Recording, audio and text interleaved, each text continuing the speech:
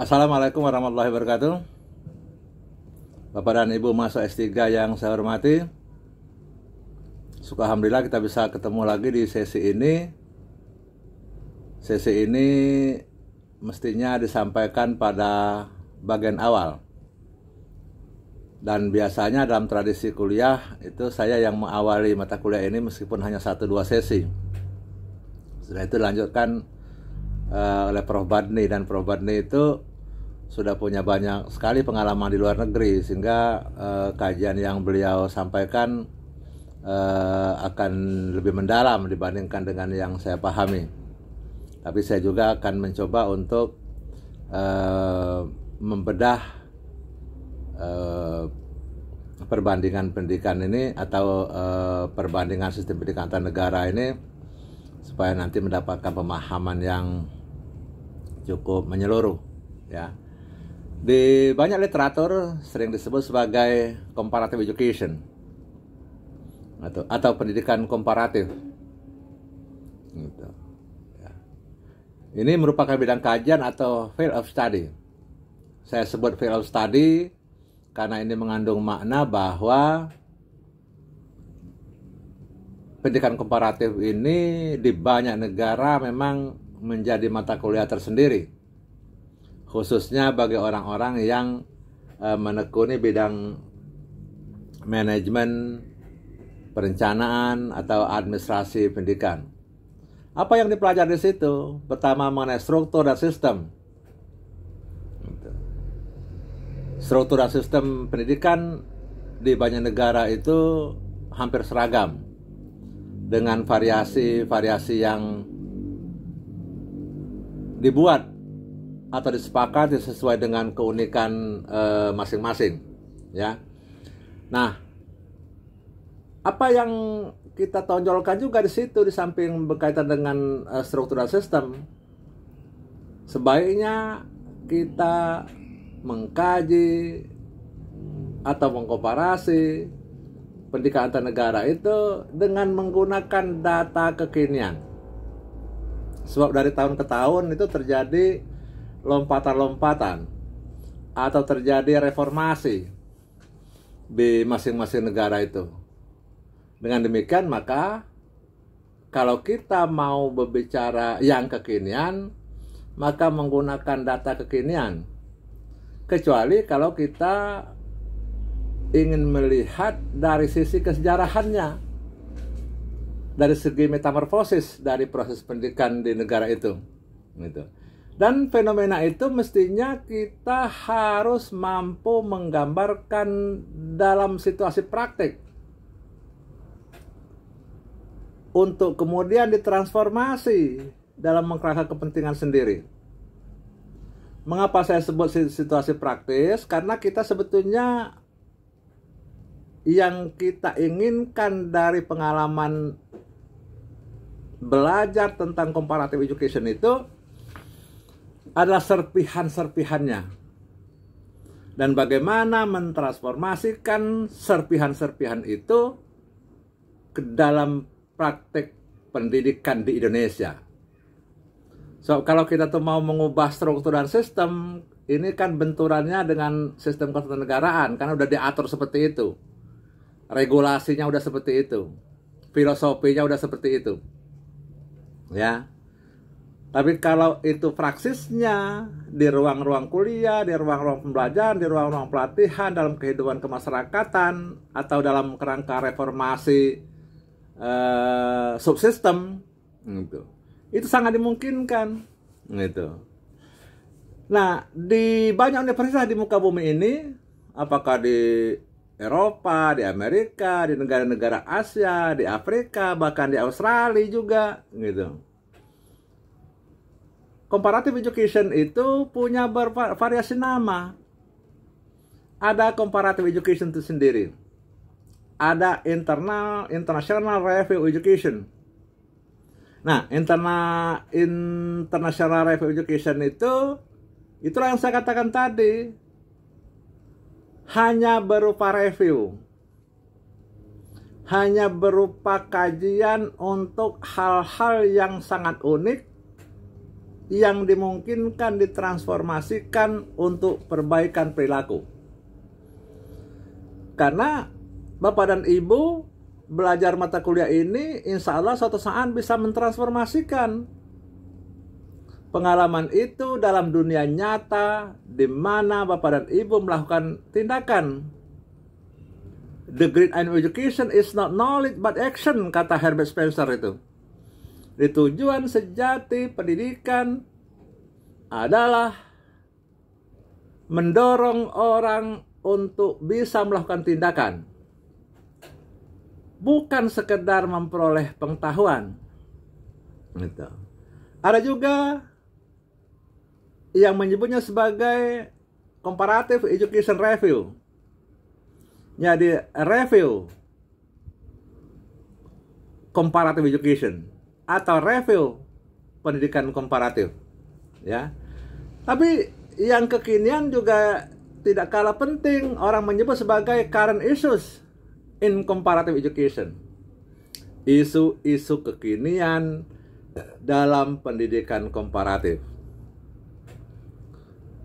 Kalau saya sebut isu-isu kekinian itu adalah kebijakan kekinian yang dilakukan di banyak negara.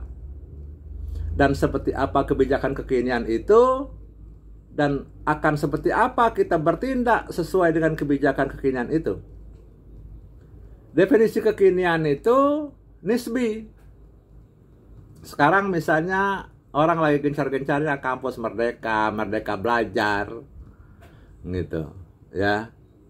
Sebetulnya kalau kata merdeka belajar itu diterjemahkan dari self-directed learning, itu bukan baru. Di Akademi Plato dulu polanya self-directed learning. Dan self-directed learning itu dalam bahasa kita diberi makna merdeka belajar, terutama pada tingkat individu. Apa itu? Individu atau pembelajar atau peserta didik punya kemauan untuk menentukan nasibnya sendiri. Karena itu di Akademi Plato dulu, tenaga pendidik atau mungkin yang disebut dosen sekarang atau guru atau para suhu, karena di situ ada filsuf-filsuf besar, ada Plato, ada Aristoteles, segala macam itu, ya. Dia itu hanya ngasihkan problem-problem kepada mahasiswanya. Persoalan. Dan mahasiswanya diberi kewenangan untuk menentukan solusi atas persoalan itu versi dirinya sendiri. Mengapa versi dirinya sendiri? Karena polanya itu banyak diwarnai oleh andragogi. Dan dengan andragogi itu, peserta didik punya kewenangan untuk menentukan caranya sendiri. Misalnya untuk hidup bahagia. Orang punya cara sendiri untuk bahagia. Ada yang bahagia dengan serba kesederhanaan. Ada juga yang merasa bahagia kalau agak glamour, tampil wah. Meskipun tidak tahu dari mana sumber tampil wah itu. Pokoknya gue keren, bahwa gue banyak utang lain soal. Tapi juga ada yang mengatakan saya biarkan punya kendaraan sederhana, tapi saya terbebas dari kewajiban bulanan, dari kewajiban bank, dari kewajiban koperasi. Orang makan di restoran yang hebat-hebat, saya tidak suka makan di restoran. Saya biarlah makan sederhana di rumah. Karena saya jauh lebih bahagia makan sederhana di rumah ketimbang saya bermakan yang bermewah-mewah di restoran, karena menu itu tidak cocok dengan saya. Ada juga orang yang merasa bahagia, merasa senang kalau sering tidur di hotel. Tapi ada juga yang mengatakan, saya lebih senang tidur di rumah sendiri. Meskipun kamar saya sederhana, AC saya juga tidak terlalu dingin, tapi saya senang dengan cara itu. Dan masing-masing orang punya cara sendiri. Dengan demikian Bapak dan Ibu dalam kerangka transformasi pengalaman ini juga punya cara tersendiri. Lalu apa tujuannya? Gitu. Pendidikan komparatif itu. Kalau kita mengikuti konsep Harold Noah, ini dia nulis tahun 1985, udah agak tua buku ini.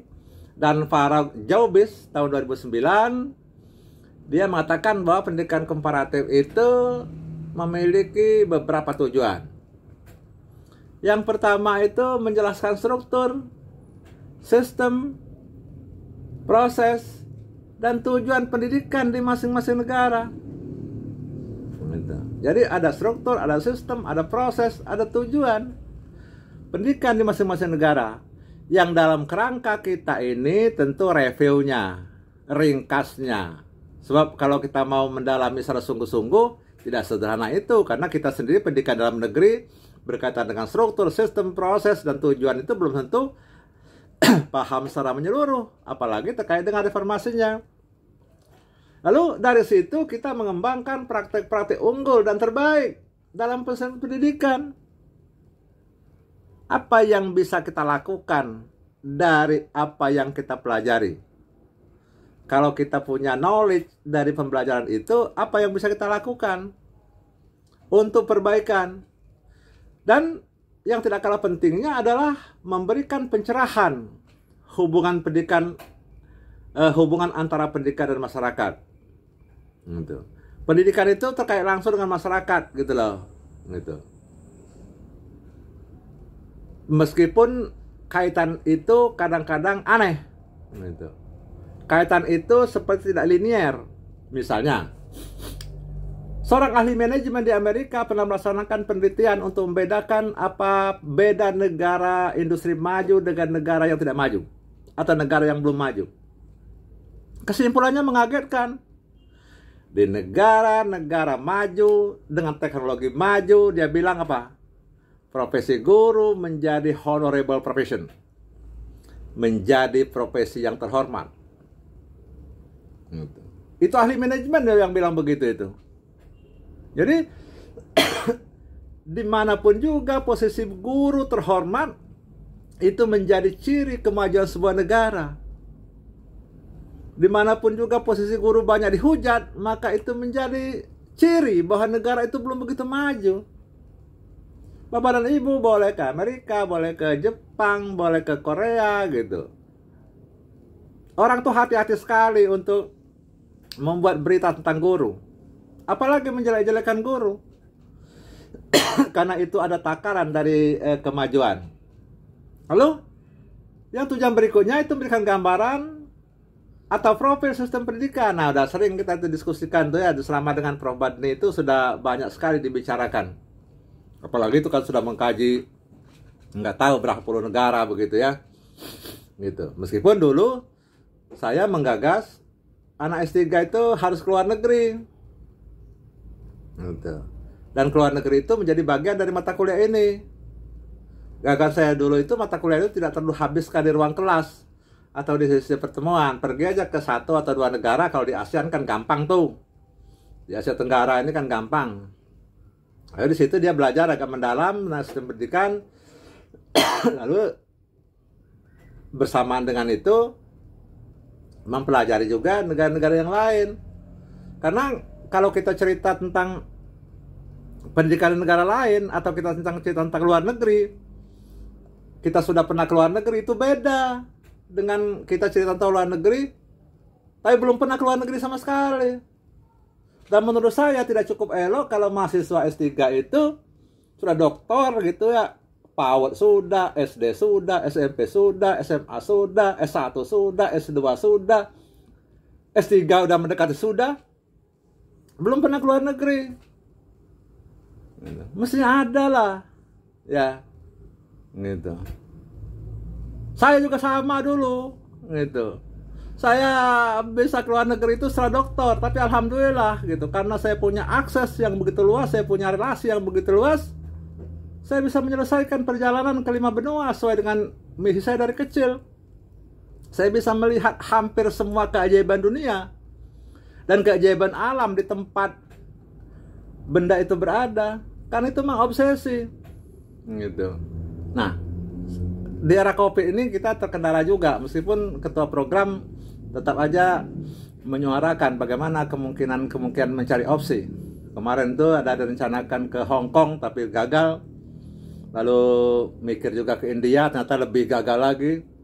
Dan saya tidak tahu apakah ini akan diubah perjalanannya ke dalam negeri begitu ya, atau nanti kita mencari opsi lain. Lalu yang berikutnya, menentukan relasi aspek-aspek pendidikan dan masyarakat, serta bagaimana efeknya pada kemajuan masyarakat di banyak negara. Gitu. Jadi kemajuan suatu negara ditentukan oleh kemajuan pendidikannya. Dan kemajuan pendidikan ditentukan antara lain oleh orang-orang yang menjadi bagian langsung dari pendidikan itu. The quality of education non exceeds the quality of teachers, kata orang. Kata Mackenzie. Kualitas pendidikan, dia bilang, tidak akan melebihi batas-batas kualitas guru. Itu agak kejam juga pernyataan itu. Tapi pernyataan itu mengandung makna bahwa kalau kita ingin pendidikan yang berkualitas, kita perlu perlu guru yang berkualitas. Kalau kita ingin lulusan S3 yang berkualitas, kita perlu dosen yang berkualitas. Tapi karena ini ada self-directed learning, yang dalam banyak buku juga disebut sebagai heutagogy, mahasiswa menentukan nasib sendiri untuk mencapai kualitas seperti apa, maka peran dosen itu menjadi nisbi. Tanggung jawab untuk berkualitas itu ada Bapak dan Ibu. Yang berikutnya ada menentukan elemen perubahan. Seperti yang kemarin tuh dikatakan oleh Mbak Sheila kalau saya nggak salah itu ya, atau Mbak Seren, lupa saya, mohon maaf ini. Dia mengatakan bahwa di Kanada, di Amerika, di banyak negara lain itu diversifikasi kultur itu menjadi faktor penentu pendidikan yang berkualitas. Dan itu benar. Interaksi antar orang dalam beragam budaya itu menentukan apakah itu berkualitas atau tidak. Demikian juga Bapak dan Ibu. Interaksi Bapak dan Ibu dengan banyak orang dalam lintas budaya akan menentukan kualitas Bapak dan Ibu. Kan disitulah wujud kolaborasi. Kolaborasi itu penting. Kerja tim itu penting. Statementnya sederhana sekali. Berjalan bersama di tempat kegelapan jauh lebih baik dibandingkan dengan berjalan sendiri di tempat yang terang. Gitu. Inilah tugas kita semua. Bapak dan Ibu, kita masih punya beberapa sesi. Dan kalau memang ada kesulitan untuk merangkum dalam takaran kelompok, coba Bapak dan Ibu nanti masing-masing individu di samping tugas yang 5 kelompok itu masing-masing, atau 3 itu lupa saya ya, masing-masing individu membuat 1-2 keunggulan pendidikan atau praksis pendidikan di negara yang dipelajari. Lalu bagaimana transformasinya di Indonesia? Lalu persyaratan-persyaratan apa yang harus ada untuk transformasi itu? Jadi cari nanti keunggulan atau keunikan praktek-praktek atau praksis pendidikan di suatu negara yang dipelajari. Lalu bagaimana kemungkinan transformasi di Indonesia dan apa persyaratan yang harus dipenuhi untuk transformasi itu? Tuangkan hasilnya kira-kira 1 atau 1,5 halaman. Kirim lewat grup WA. Kalau takut dicuri oleh kawan, kirimkan PDF-nya. Dan nanti kita ketemu lagi dalam bentuk mode sesi yang lain. Jaga sehat, sukses, dan tetap bahagia. Assalamualaikum warahmatullahi wabarakatuh.